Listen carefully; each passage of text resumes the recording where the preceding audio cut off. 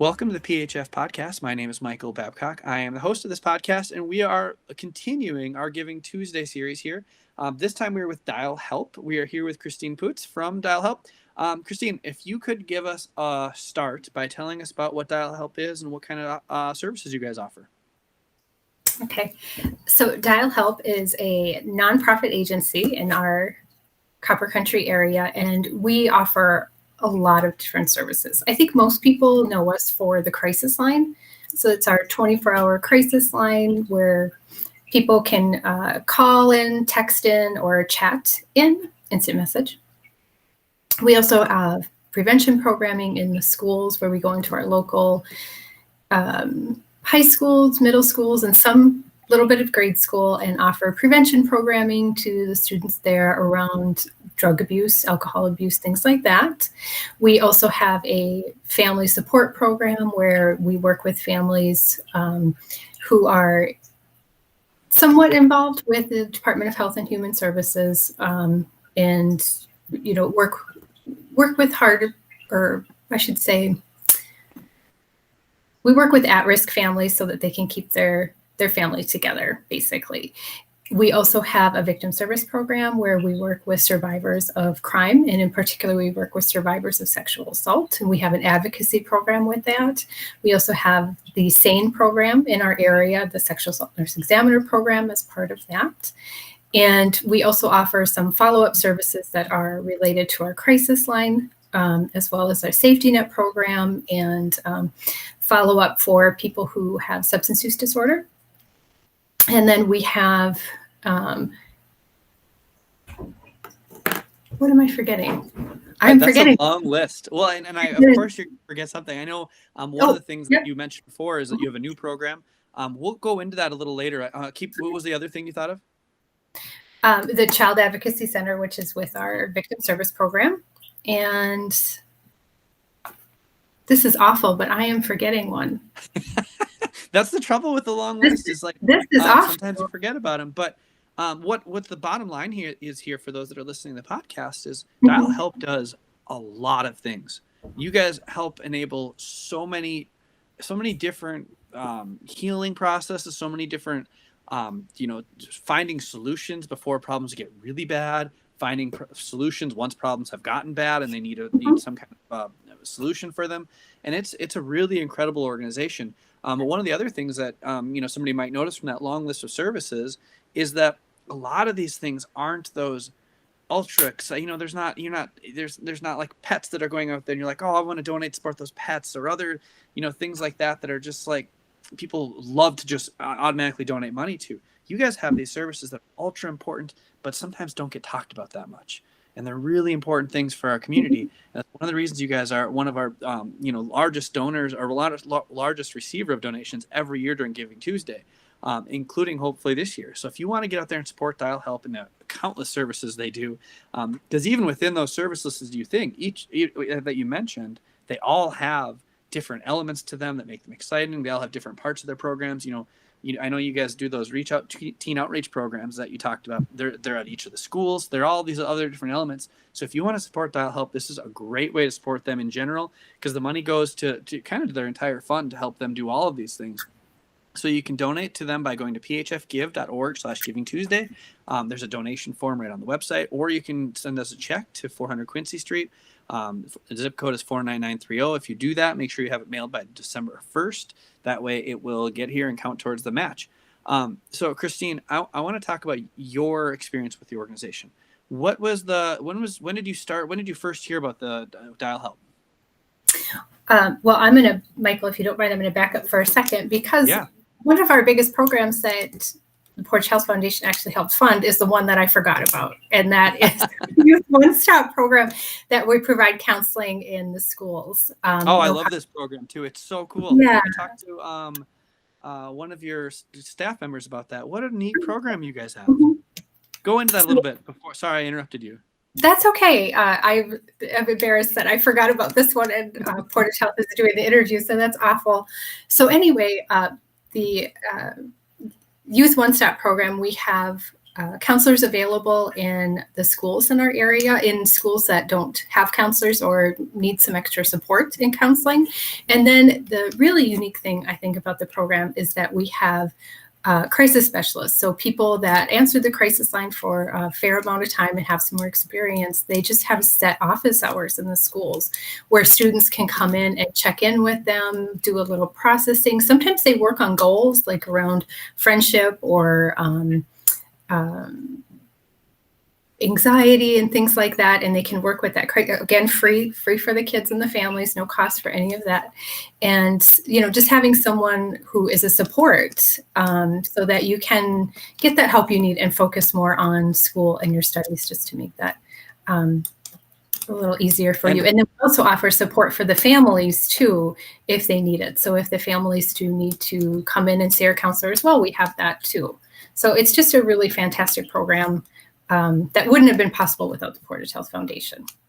Right. Now, I want to mention two specific examples of that I think are, one specific example of that, and then explain a little further. When you say counselor, these are trained people to deal with crises, correct?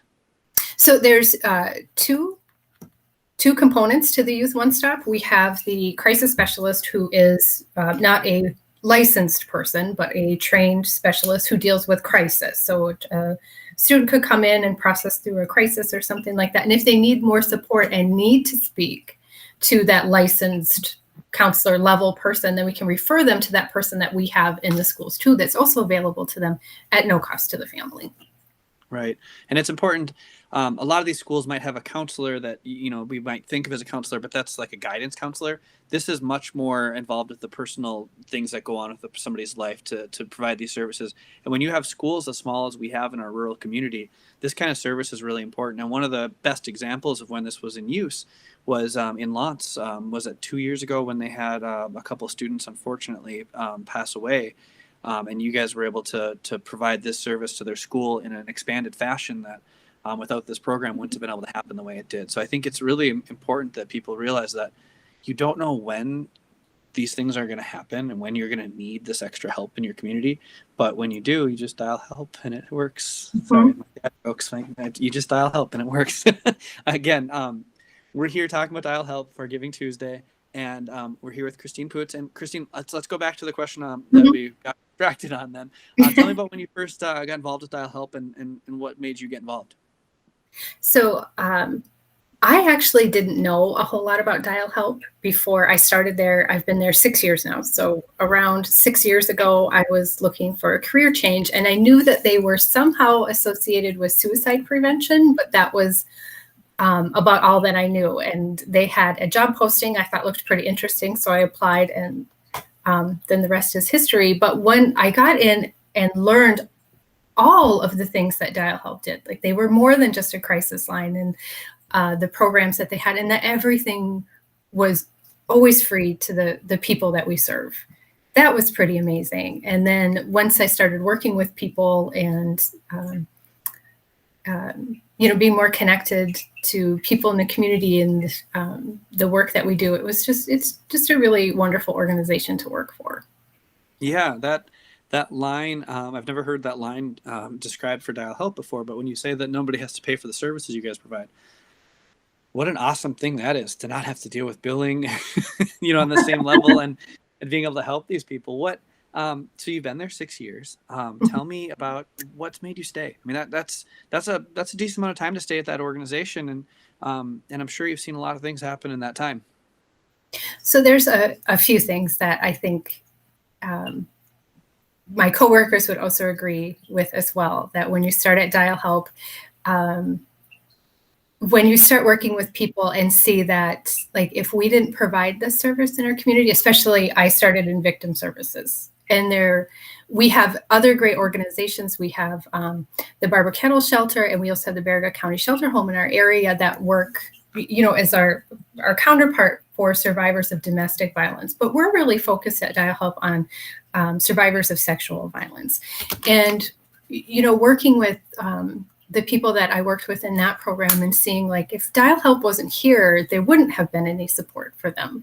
There wouldn't have been. One of the things we do offer in victim services is free counseling, and then also advocacy. So someone to just be your support person during this, which is one of the worst times of your life, and can be really hard to navigate the judicial system, and also healing and the things that come along with being a survivor of sexual violence, whether it just happened or it was 40 years ago, anything like that, to be part of an organization that's helping people thrive after that, that's really amazing.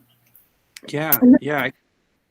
Thank you guys for doing that. I mean, that's impressive. It's great for our entire community. Did you be able to add something else? And the other thing I think that keeps our staff at Dial Help is that we're always trying to approach this in a new way. We're always trying to look at how much more can we add to this? What more could we offer people? The Youth OneStop program we didn't have anything like that when I started at Dial Help 6 years ago. It's a pretty new program in the last couple of years. And that was from, meetings with other people, including the Portage Health Foundation, and saying, where do we have some gaps here? How can we help people like we're helping this other group of people because we have grant money to help this? But how could we expand this kind of service to other folks? And that is really, that's really great in such a small area, to have an organization that wants to put workers out there and people out there so that we can help as many people as we possibly can. Yeah, and that's that idea of helping people is why Dial Help is one of our Giving Tuesday partners this year. It's one of the reasons why we support Dial Help as much as we possibly can at the Portage Health Foundation. Our goal, our mission is to help improve the health of our community, and we want to do that in a large number of ways. And one of the major focuses is the work you guys do, and we're really proud to partner with you guys as much as we can, including that new project. But I also, you were talking a little bit about another new program you guys have launched. Tell me a little bit about that new program. So our newest program this year, which opened at the end of September, is our Child Advocacy Center. And this is such a huge accomplishment for us. We had been looking at a Child Advocacy Center for many years, and we just weren't able. It's quite expensive to open one because of some equipment and things that you need. And we were just not able to do it. And a couple of years ago, the state put out a grant, and we were awarded it to open this Child Advocacy Center. And it was always a piece that we were missing at Dial Help in our victim service program. And so the Child Advocacy Center is specific to working with children, anyone under the age of 17, who has been sexually abused or severely physically abused. And the center is child focused. The whole philosophy of our Child Advocacy Center is we're working in the best interest of the child. And so basically what happens is cases would come in through either law enforcement or CPS, and they would be referred to our center. And that is where we can put all of the programs that we have to support a family into action there, where we might have been missing some pieces of that before.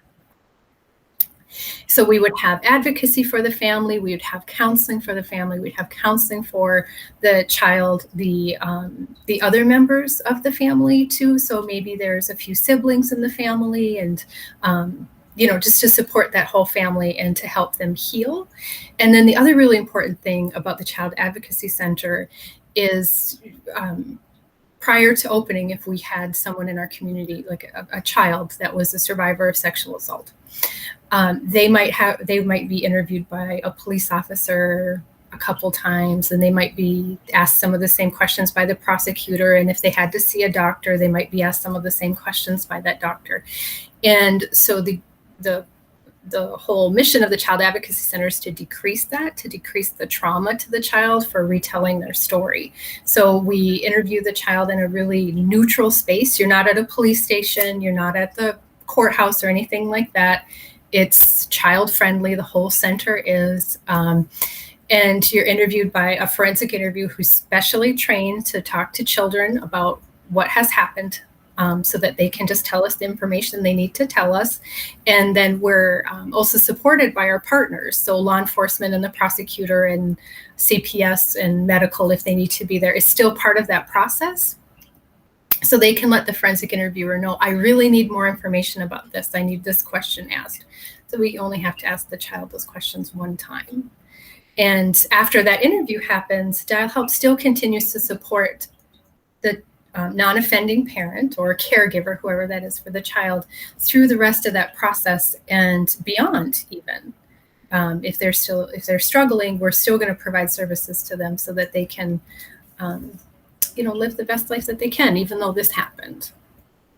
Yeah, it sounds like an amazing new program. And it's, as you mentioned, it's a good example of innovation by Dial Help to better serve our community in a number of ways. And with that, I want to take a quick break here to kind of remind you of about all of the things we have going on with Giving Tuesday.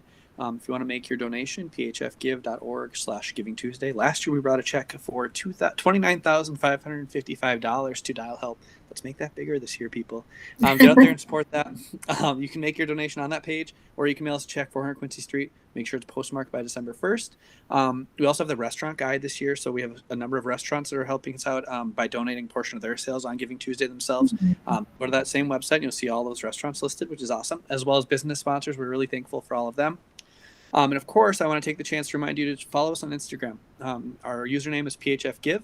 You can go on there. We've been updating our story constantly since this started, giving you an update on how much money we've raised, showing off the new restaurant partners, telling you about the new states. We've already had donors. We're recording this on Wednesday before Thanksgiving. We've already had donors come in from 17 different states, which is amazing. We've already raised $38,000, which is amazing. So we're really excited about where we're going. And we want you to follow and be part of it, especially on Giving Tuesday itself. On Giving Tuesday itself, we're going to be out promoting Giving Tuesday starting at 5 a.m. on TV6, and we'll be running right through 6 p.m. Talking on WKMJ Mix 93 with Josh Y. So there'll be all kinds of fun stuff happening. Make sure you follow us on Instagram to make sure you see all of it, because it's going to be a ton of fun. All right, back to Kristine and talking Dial Help. Tell me about you've been there 6 years. You've seen a lot of different things happen, and of course, we with all of these, we're going to try to we do keep privacy at top of mind here. I don't want to know any names or where somebody's from or any other identifiers like that. But tell me, and it doesn't have to be a specific story. It could be just the ideas here. But tell me something about one of the greatest success stories you've seen at your time at Dial Help.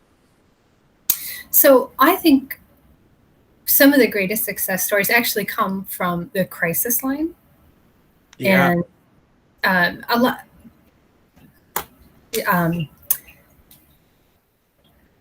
Sometimes people don't always think about calling a crisis line, but I can't tell you, a lot of people need that. A lot of people need that support. They need someone to talk to who's a little bit anonymous, that you can kind of spill your heart out to, and they don't know who you are. They don't know where you live or anything like that. They're not part of your family. They're not going to judge you.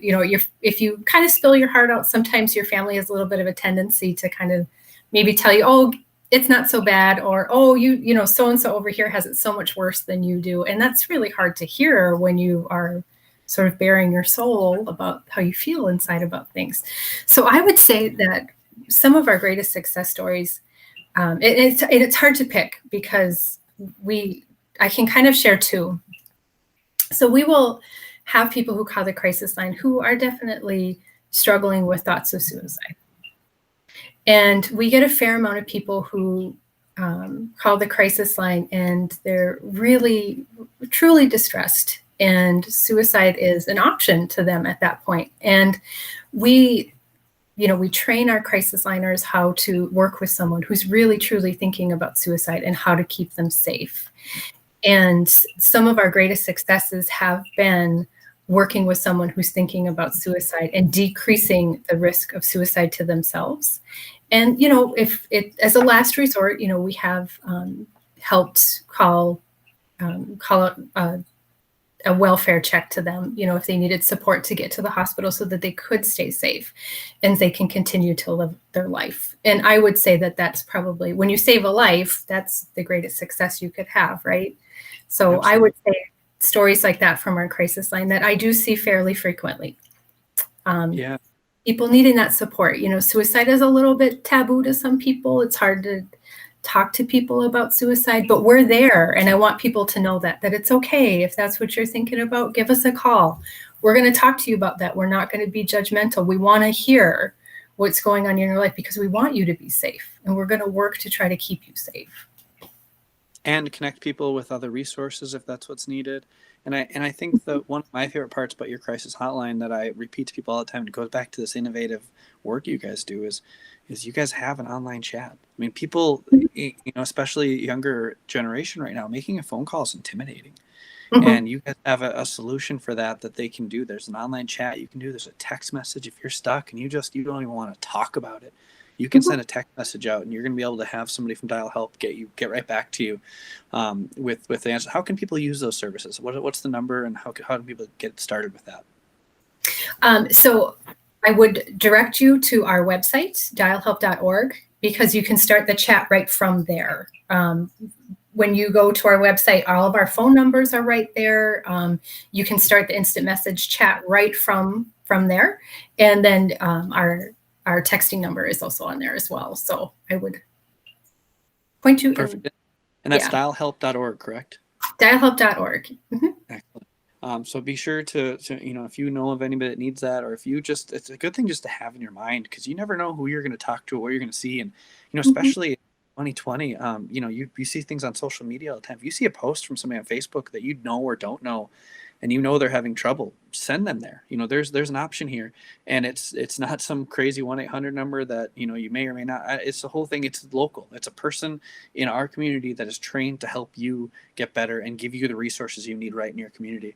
All right, next thing I want to talk to you about, Kristine, is COVID. That's been the thing that's over all of us. There may have been some audio trouble earlier in this podcast, and part of the reason that's happening is because of COVID. We're working from home. Both of us are doing the best we can to do our jobs from our homes, and it's affected Dial Help just like it's affected everybody else. Tell me a little bit about some of the ways that's affected you guys. Well, first and foremost, when COVID started, our goal was just to keep our staff and our clients as safe as possible. So we were following and still continuing to follow all the guidelines to keep everybody safe, because we didn't, outside of the school program, because school just was closed, there wasn't much we could do about that.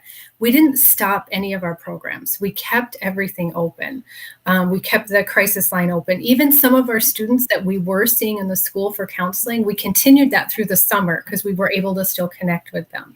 And that was always our goal, was to not stop. We wanted to keep going. We still kept our victim service team going out. We also do assessments at Portage Hospital. We kept those folks going out so we could still support our community. That was totally our goal, is not to stop what we were doing, but to do it in a safe way. So that was our big thing. And that was actually a success for us during COVID, is that we did find ways to keep people going out and to keep that program going, because it was really hard for people who were calling us as everything else was closing and they couldn't get through to things. And we didn't want to be another door that just wasn't available anymore. As far as how COVID has affected us this year, we made sure that we have a very good backup plan now for if things close. Again, we were much more proactive this year in the schools, that we're going to be able to continue those services for everybody if something happens, if the schools have to close again, because we don't want to stop those services. We have more plans for our other programs as far as meeting people in person in a safe way. And we want to keep those programs going, because what we do is very needed in our community. And we're also keeping our staff very safe so that we can keep that crisis line open, and that just won't stop. So that's something that we have done. As far as how I've seen it affect the people that we serve, which is the second most important thing there, is we have a lot of people in our community that are struggling. It's really hard right now. And, things are getting a little worse again. We have to close some things down. And right before the holidays, that's a huge burden for some people. And it's really hard. And we still want to be there to reach out if you need us. So, yeah. Absolutely. And then on the other side of things, you guys have had fundraisers that have been affected by this as well. Tell me a little bit about what the revenue side of your nonprofit and how that's been affected this year. Well, normally we do our our big spring fundraiser, and it was scheduled for April, which had to be canceled because that was still when everything was closed. And this year, 2021, is our 50th anniversary of an agency. I just saw that on Instagram. That's really exciting. 50 years is a long time. 50 years, this is a very long time. And that's quite an accomplishment for a nonprofit to be around for 50 years when you depend on donations and grant funding to keep your doors open. Right. And so we have had to make an adjustment this year that because we don't know what's going to happen, we're not going to do our big celebration. And we're really hoping if you were planning on giving to Dial Help this year for our 50th anniversary, that you would consider giving on Giving Tuesday through the Portage Health Foundation so that they can match those dollars so that we can keep all that great programming going and, even offer new things. Yeah, absolutely. It's really important that those things happen. I think that's about it for my questions here. So we will finish, Kristine, by asking you right now, if somebody's sitting at their house, we would love for you to make a donation, phfgive.org/Giving Tuesday. But how else can they support Dial Help, and how can they follow the work you guys do? So we have a website, and we're also pretty active on social media. If you wanted to follow us on Facebook, Instagram, or Twitter, you can see what we're doing. We put a lot of social media content out there so that you can see what Dial Help is up to and what programming we're doing and things like that. And as far as supporting us, obviously if you wanted to make a donation, but if that's something that you can't do this year, a really great thing is just tell someone about us. Tell them that we're here and we want to help you, and just give them that crisis line number. You never know when somebody might need it. That's a great way to support us too. So. And that same idea, when you say tell somebody about it, just share the Facebook post on occasion. You see Dial Help post and it's semi-relevant to your life, and you might not be going through a hard time yourself, but when you share that, a couple hundred people are going to see it, and you never know what that might be, especially if you have people that are new to our community. They might see it for the first time and be aware, and so be sure to take advantage of Kristine's advice and do that. Share those things. I want to thank you so much for joining us on the podcast today, and make sure if you're out there listening, go out there and support Dial Help and the others for Giving Tuesday. PHFgive.org/Giving Tuesday. Make that donation. Thank you so much, Kristine, and we'll see all of you next time. Thank you very much. Thanks for having us on, and thank you to the Portage Health Foundation.